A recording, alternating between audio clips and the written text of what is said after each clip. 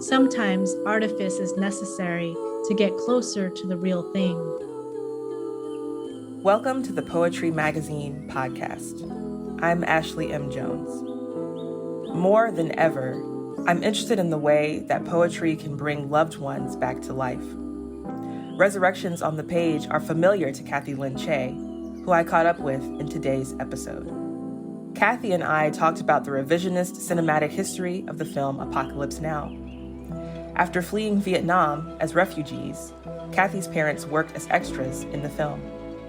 This uncanny situation serves as the backdrop for a series of poems. One of the first things I noticed about these poems was, despite the trauma inherent in Kathy's family history, the poems are filled with humor. This is where the conversation begins.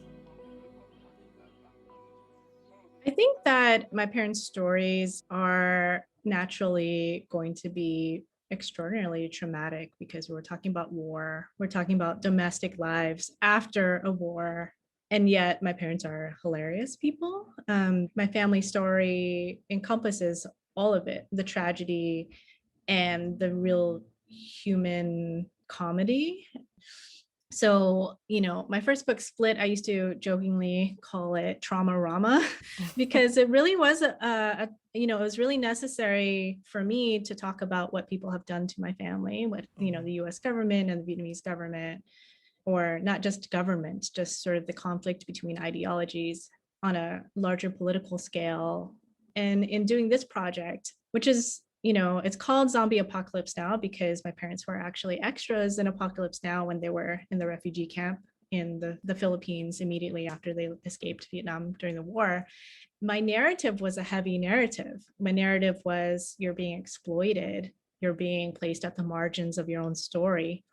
And my parents, on the other hand, say things like, we were so bored. We we were so bored. We were so excited to be able to do something. We couldn't make any money, and it was nice to be able to earn something, while we were stateless, essentially. So the story isn't just tragedy. It is also full of their own, I would say, humor, their own light. Yeah. In thinking about how people of color represent themselves in all media, there's a tendency for those of us who don't have that kind of experience to see us as just one or the other. Like either, in my case, either you're like the tragic enslaved person or you're the happy dancing, I sure do love being oppressed kind of person. But really, there's so much in that. Like even with my books too, like I write about the experiences of my people and it is very traumatic. But like you said, there's still always light in there because we're full human beings. Mm-hmm. And speaking of your parents who, I love that you said they're hilarious. That's the best kind of parent to have. It's a hilarious parent. So you said they were extras in Apocalypse Now. I am maybe in the minority in the world. I have never seen that movie. So can you maybe give me, what's the deal with that movie and how do you feel about it? You talked a little bit about your parents just wanting to earn money, but do you have, like, what does it feel like to see that movie knowing that your parents are in it? Apocalypse Now is not a movie I watch very often. I have watched it because my parents were in it, and it's a 3 hour long or more. I don't know how long it is. There's so many versions of it. Vietnam War epic, really about American soldiers coming from Southern California. It is multiracial in the sense that you have white soldiers, you have Black soldiers. I write about it, but I have a hard time watching it. It's based on Heart of Darkness, so it's supposed to be this journey up a river in a colonized country in some way. And it really follows the main character is Martin Sheen, who has gone a bit mad, and they need to go and search for Marlon Brando's character. He has violated whatever commands that the US military has had, and he's sort of become somebody who has, quote unquote, gone native. And so the mission is to go up the river and to assassinate him. So my parents are actually in this napalm scene wherein Robert Duvall is a main character and his name is Sergeant Kilgore, like very on the nose, right? But Sergeant Kilgore has a famous line in the movie that is, I love the smell of napalm in the morning. And this comes after a tree line is bombed back. And it's a famous line or famous scene in the movie. And that's where my parents play extras. So they're essentially escaping Vietnam. I asked my mom, have you seen napalm before? She's like, yeah, all the time, you know? And so in the film itself, it is both very real to my parents. It looks terrifyingly, and they're in the Philippines, right? Because you can't film in Vietnam. It's like right after the war. So they drop napalm. So it's sort of terrifying, but at the same time, the napalm explodes up rather than down. And so my mother also is very like, she laughs and laughs about how fake it is, you know, Wow. like this movie making that they're doing. It's nothing, it's both simultaneously hyper real and nothing like the real thing.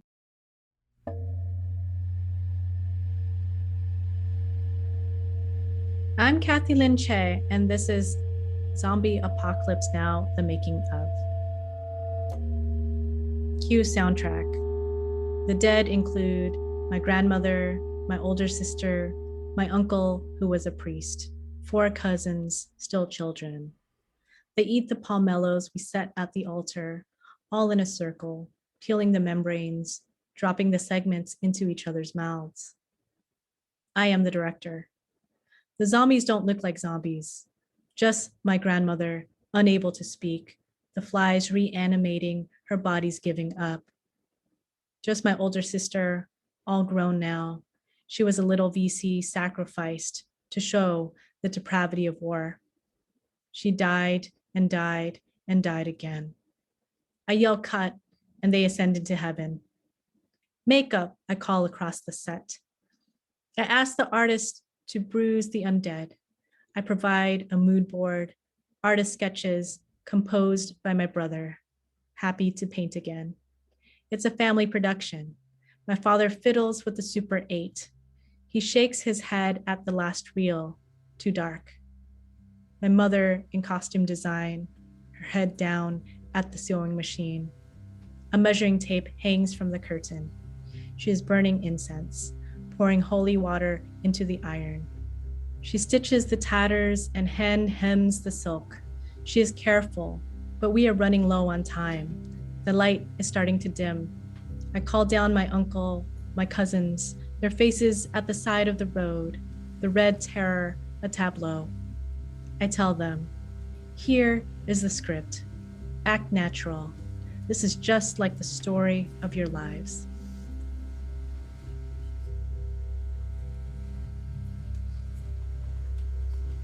The zombie aspect, I find it so interesting that you resurrect these ancestors as zombies. Like, them being in that movie feels like a reanimation, a strange reanimation of that real moment.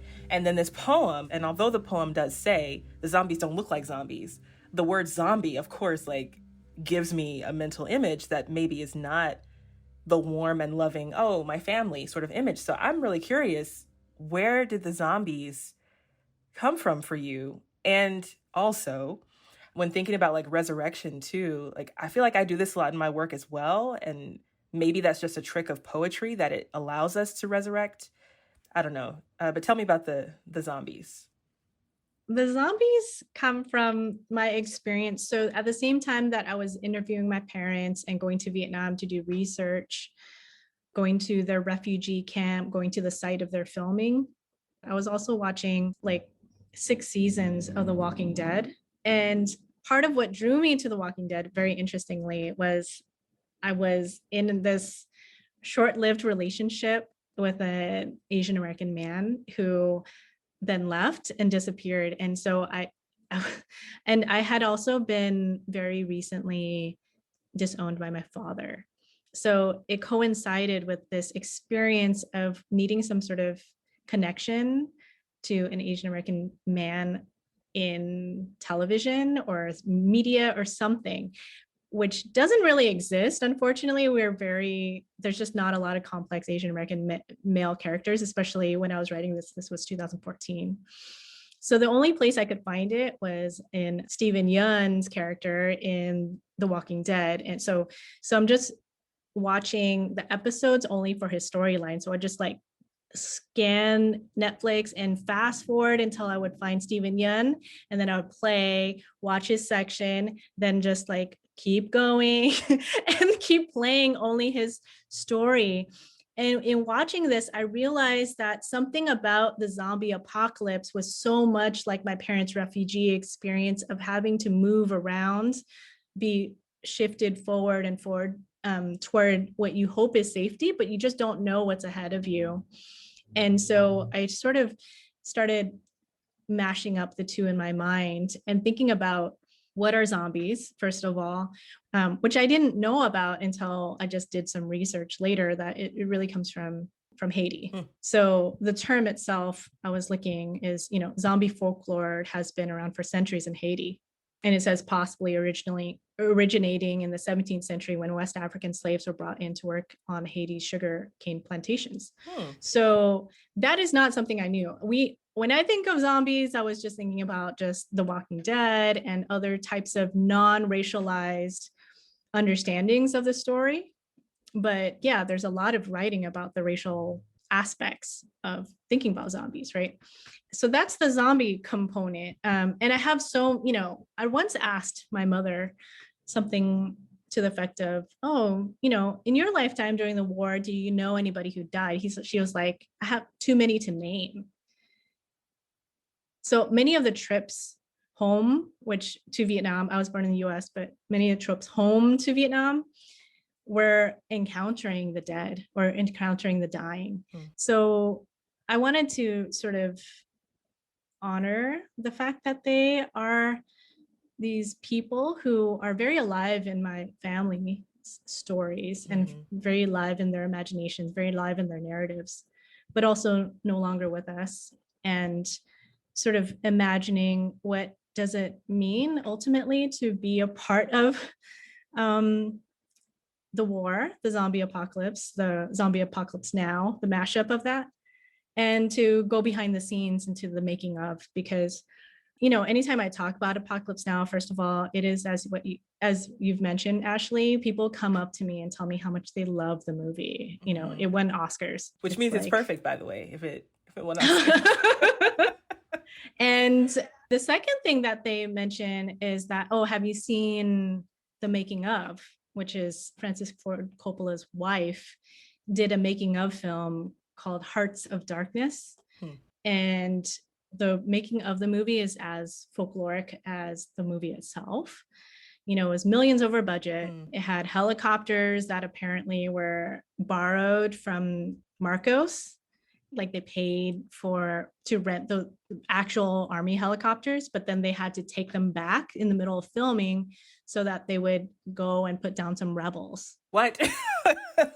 So this is so colonial. Like, this movie is so colonial. I mean, I had a vague idea that maybe it was a little sketch, but like, wow. Wow. Okay, yeah. So I wanted to go back, though, when you talked about watching The Walking Dead and scrubbing to just the parts with Steven Yeun. Like, I feel seen, first of all.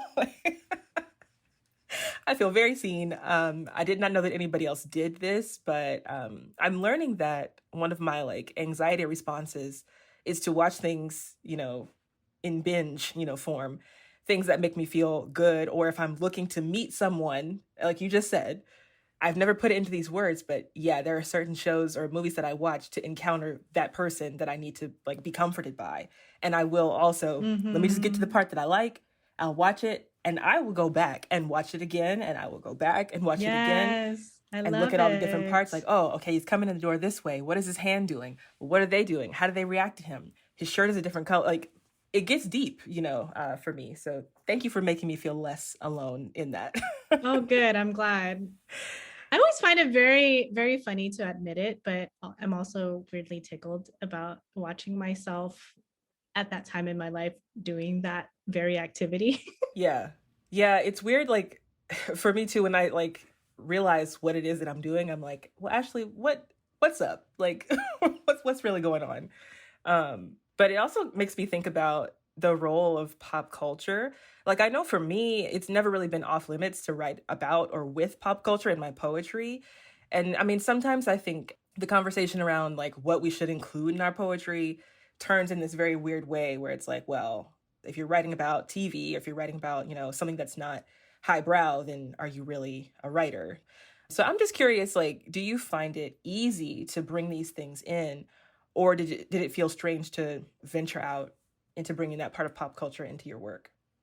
I don't shy away from anything in particular when I do my writing.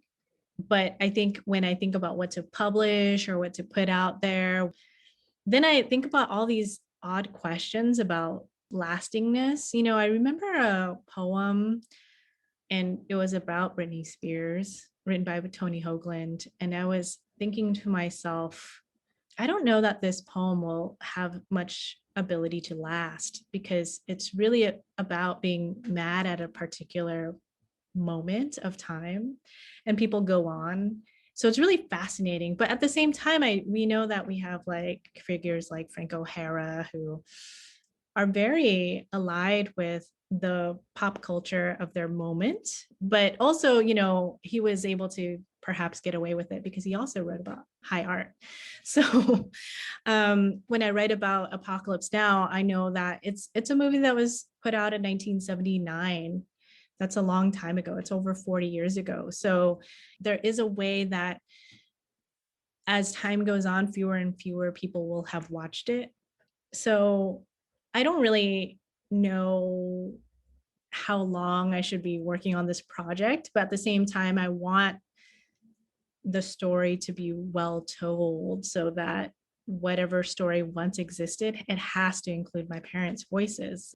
And I did want to say something about, there's a writer, Le Tizium Thuy. She said, I want to bring whole Vietnamese bodies into the room, not just their trauma, not just their grief.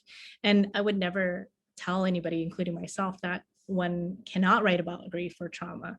But it is something that I also think a lot about, the kind of ways that, like I said, my parents are hilarious, but they don't appear to be in my own poems. Oftentimes they're locked into, oh, this is what people have done to you. So where does the fullness of their voices enter? How do we do that? I've been thinking a little bit about the speculative arena. Mm-hmm. I didn't grow up reading a lot of fantasy or sci-fi, but I do think about a lot of poets who are shifting into that space. And my friend Sally Wenmao wrote a book, Oculus, with a Hollywood starlet, the first Chinese American Hollywood actress, Anna May Wong, traveling in her time machine and intervening in history, but actually finding out that going into the future doesn't change anything and you're fucked, whatever. But for me, I mean, like, I still do believe in the power of intervention. I believe that, people say this all the time. And the first time I heard it, I was very moved that you can heal your ancestors, right? Whatever you do now has an effect that not only ripples forward, but it really does revise history backward. And it has, I imagine, and I believe the power to release at least my family's story from a certain erasure. So at least that much, it feels very significant to me. Yeah, I having a moment just hearing you say that. I mean, I have to agree. And I'm also making a note of that book about Anna May Wong because I want to read that really badly. And then I also am thinking about what you said about how your poetry does seem to sometimes render, or maybe often render, your parents locked in grief, I think is how you worded it. Mm-hmm. I think that's something I'm struggling with too, like figuring out ways to speculate in a different direction and also to reach into some of those other modes of seeing ancestors as well, maybe more so now than ever before. I recently lost my father, so I'm sort of using writing as a way to like get back there, to imagine the future with him, and to like kind of keep the past alive too, if that makes any sense. That's so powerful. Well, I mean, it's the poetry. The poetry always has all the answers. I'm finding the older I get, it's always there. And your poems make me think about that a lot too. But I wanted to ask you to read the other poem in the June issue, Zombie Apocalypse Now documentary, which does talk about your father and maybe can lead us in a different direction. Sure. My father and I take turns directing. We are terrible co-directors.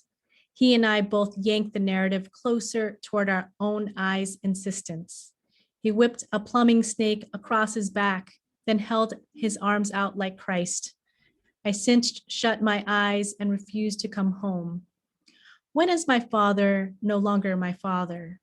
When Christ descends and gobbles up his flesh. My father was a refugee, fleeing the zombies that war made of his own people. I grab the camera and make a short documentary about his life. We select an Apocalypse Now film clip, label it fair use, and pay a voice actor to play my father speaking so much English. Sometimes artifice is necessary to get closer to the real thing. The bridge collapses and the voice actor laughs, reading my father's lines.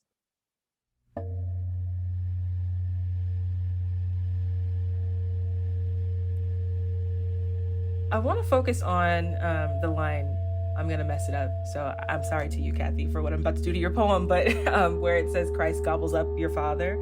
And I'm thinking about gobbling up, and then also the lines about artifice getting close to the real thing. Something that I think about a lot is my particular rendering, as we were talking about, of my own family. And I do sometimes just feel like, I don't know if guilty is really exactly the word, but it's like, am I just chewing all this up and making it what I want it to be? Or is this real? So I guess I would just ask you to say more. Like, do you feel, is it guilt? What is it? Can we name that thing that we feel as poets? Because we are kind of chewing up everything and reshaping it into something else. I think about it all the time about this sort of, I mean, my father and my mother, because of war, their educations were very interrupted. So my mom went to the 6th grade and my dad didn't graduate from high school, but even when he was 10, his mother died. And so he had 4 years, a 4-year gap of education. So there is a lot of difficulty around, one, the idea that I am allowed to, not that they hold it against me, but it is a mental question about who is allowed to make art, from whose story, who has access to English, who has access to an audience. My parents are the reasons why I write on some level, because they are incredible storytellers. I felt like I knew Vietnam through their stories and about who they were through that. And so I think that the responsibility I have is both, one, coming from a certain loneliness of not having my parents' stories, in the bookshelves when I was in college. The Vietnam War was always narrated by American GIs in poetry, especially. That's the thing I loved, but newspapers, all of that, the voices were absent. So there's that. But then in the absence of the voice, I'm not my parents. I'm stepping in and it says, my father and I take turns directing. We're terrible co-directors because we all have our own story and our own version that is being told and our own overlay. So part of it was that the idea that I don't know what it means to be responsible to my dad and his story, especially is it mine to tell if he no longer is even talking to me, right? Like, if we don't have a good relationship, is that a betrayal? So that is a huge question that I'm still thinking about, and I'm still thinking about forgiveness a lot. Can I forgive myself for telling their story? Is it mine to tell? I never have come up with an answer, and I've always been pretty reckless, unfortunately, with that, So I don't know. And so I write about it. I write about that a lot. And then when the line that you were talking about, when Christ descends and gobbles up his flesh. So part of why, this omen happened was my dad, there was a conflict. And then what he did is he set up a video camera. He set up a video camera. And this is a content warning for folks. This is, kind of difficult to hear, but my father that night, he's 70, he's very healthy, but he was a 75-year-old who set up a video camera. He was so distraught that night that he ended up whipping himself with a plumbing snake, his own flesh, and turning on the camera so that the videotape was trained on him. We were raised in a very Catholic tradition, French colonization, whatever. We were raised very Catholic. I mean, my dad was baptized Catholic. So we're raised really Catholic. So, he held out his arms like Christ and said, I don't know how to teach my wife and kids, right? So to me, I was thinking about the self-flagellation as this idea of having your own flesh eaten away in many ways, so like Christ with the whipping is supposed to be this sign of, a great sacrifice. And so my father, for me and a lot of people, that just seems totally out of bounds. But according to his upbringing, that's actually something people did, like people whip themselves, people wear hair shirts, they show their penance. This is like you do it to your own body. So I was thinking about the act of whipping himself, which I've never seen his back, but my mother has, and she says it's not pretty, and there's a way that my older brother says that he took years from his life, like that moment he took actual years from his life. So I think that this idea that he can sort of try to do penance to God in that moment because he couldn't teach his wife and kids because he's coming up in this culture that we don't obey, and we're just like disobedient. So that's a huge part of what I was thinking about. And I'm using the verb gobbles because zombies eat, so I'm thinking about the way that we are raised in this religion that's very about like the spirit and then the body and you're literally eating the flesh of Christ, like when you're like going for your Eucharist, right? So it's a very interesting idea. And yeah. Wow. I never in a million years would have thought that the poem that I read was based on a real situation. To hear that somebody literally was doing this is very, I don't know. I don't even know the word. It's not interesting. It's just, I feel it, somehow. And it made me think also about what we're doing as poets. Is this our way of showing our penance? Because we are like re-traumatizing ourselves a lot with the things that we write. At least I am. I mean, I feel like I'm hearing you say that you sort of are too with these traumatic stories. Is that what we're doing? I don't know. Goodness. Yeah. Anyway, I wanted to jump. You were talking about you writing the story, not only as poetry, but I think you're maybe doing a memoir as well. Is that true? So I guess I'm wondering, selfishly and personally, but also just for everyone else, what does that look like to go from writing poetry about a specific thing to then writing a whole book of essays about that same thing? Like, is there a way to approach it differently? Or are you just kind of diving further in, or what does that look like?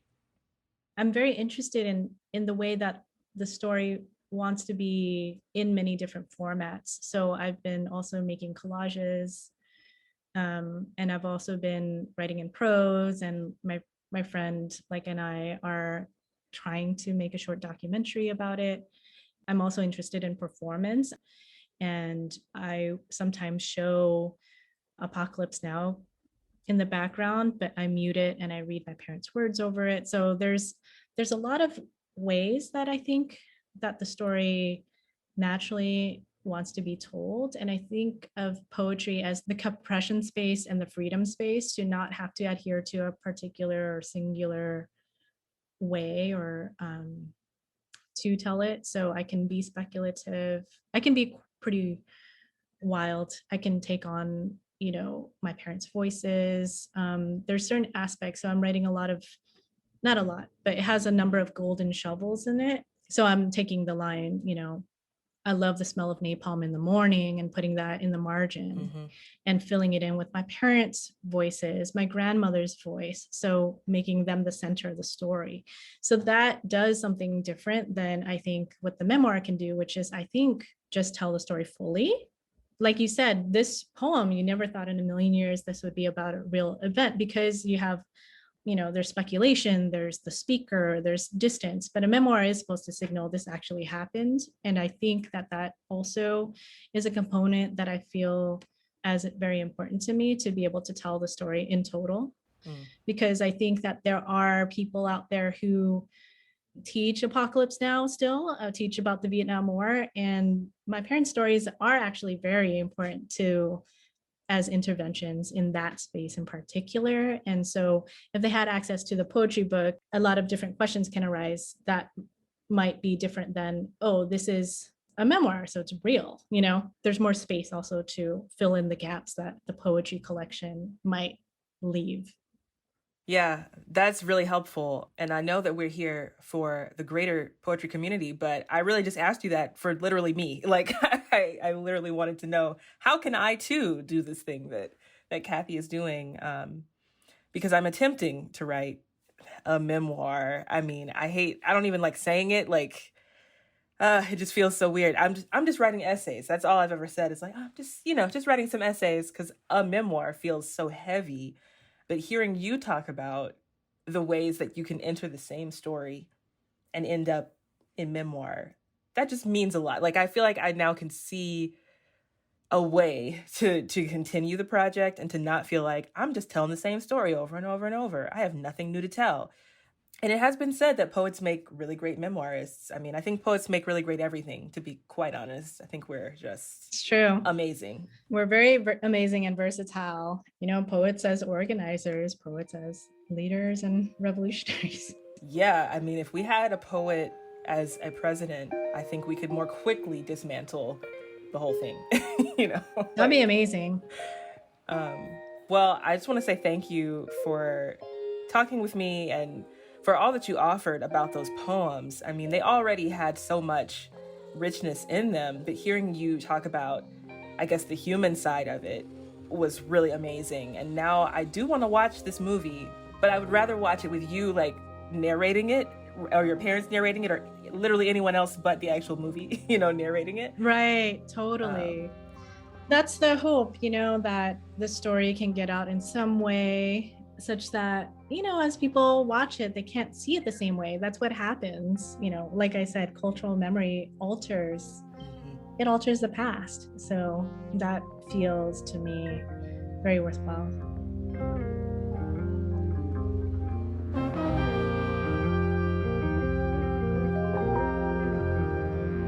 Kathy Lynn Che is the author of Split, which won numerous prizes, including the Kundiman Poetry Prize. You can read 2 poems by Kathy Lynn Che in the June 2021 issue of Poetry. If you're enjoying the Poetry Magazine podcast, let us know. Please rate and review us on Apple Podcasts. And if you're not yet a subscriber to the magazine, there's a special rate for podcast listeners. For a limited time, you can get a full year of the magazine for $20. That's 11 book-length issues for just $20. Visit poetrymagazine.org/podcast offer to subscribe. That's poetrymagazine.org/podcast offer. This show is produced by Rachel James. The music in this episode came from John McCowan and Reservoir. All these songs were released by the Chicago-born record label, International Anthem. All right, that's it, y'all. Until next time, be well, stay safe, and thanks for listening.